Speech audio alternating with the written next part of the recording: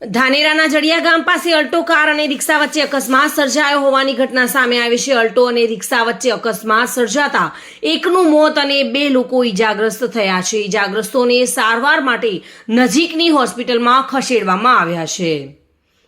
બનાસકાંઠા જિલ્લામાં અકસ્માતોનો સિલસિલો યથાવત જોવા મળી રહ્યો છે। અકસ્માતમાં એક બાદ એક લોકોના જીવ ગુમાવી રહ્યા છે, જેમાં ધાનેરાના જડિયા ગામ પાસે એક રિક્ષા અને અલ્ટો કાર વચ્ચે ધડાકાભેર અકસ્માત સર્જાયો હતો।